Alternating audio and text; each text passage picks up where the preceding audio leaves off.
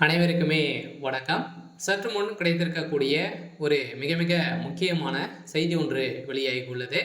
சற்று முன் திமுக ஆட்சி கலைப்பு, போலீஸ் குவிப்பு, தமிழகத்தில் பரபரப்பு, இது மாதிரி செய்திகள் வெளியாயிருக்கு.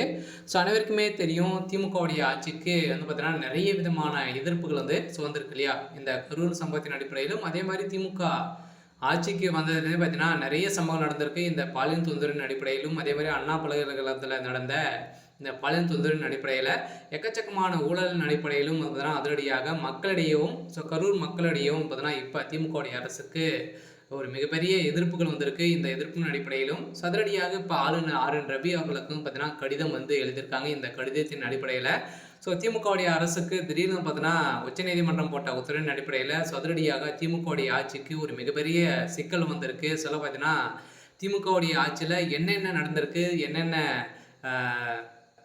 நலத்திட்டங்கள்லாம் நீங்கள் மக்களுக்கு செஞ்சுருக்கீங்க அப்படின்ற மாதிரி பார்த்தீங்கன்னா நிறைய விதமான கேள்விகள்லாம் எழுப்பியிருக்காங்க.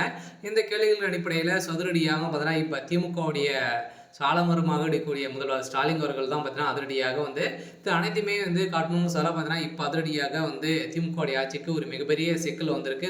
திமுகவுடைய ஆட்சி கலைக்கப்படுமா அப்படின்ற மாதிரி ஒரு மிகப்பெரிய பேசும் பொருளாக மாறி இருக்கு.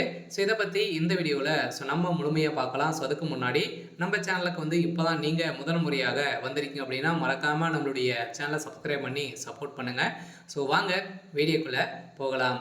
பார்த்தீங்கன்னா தமிழகத்தில் இப்போ சமீப காலத்தில் பார்த்தீங்கன்னா ஒரு மிகப்பெரிய சம்பவம் நடைபெறுது இல்லையா? வரலாற்றிலே முதல் முறையாக இது மாதிரி சம்பவம் நடந்திருக்கு. இது மாதிரி நடந்ததே கிடையாது. இப்போ பார்த்தீங்கன்னா விஜய் அவர்கள் புதிய கட்சியாக வந்திருக்காரு. இந்த கட்சியை அப்படியே அடியோடு பார்த்தீங்கன்னா சாய்க்கணும் அப்படின்ற ஒரே நோக்கோட திமுகவுடைய அரசு செயல்பட்டதை இப்போ பார்த்தீங்கன்னா வெளிப்படையாக தெரிந்திருக்கு. இதன் அடிப்படையில் தான் இப்போ அதிரடியாக பார்த்தீங்கன்னா செந்தில் பாலாஜி அவர்கள் சிபிஐ விசாரணைக்கு விசாரணையில் ஈடுபட்டிருக்காங்க. 2 நாட்களாகவே விசாரணை நடைபெற்று வந்திருக்கு.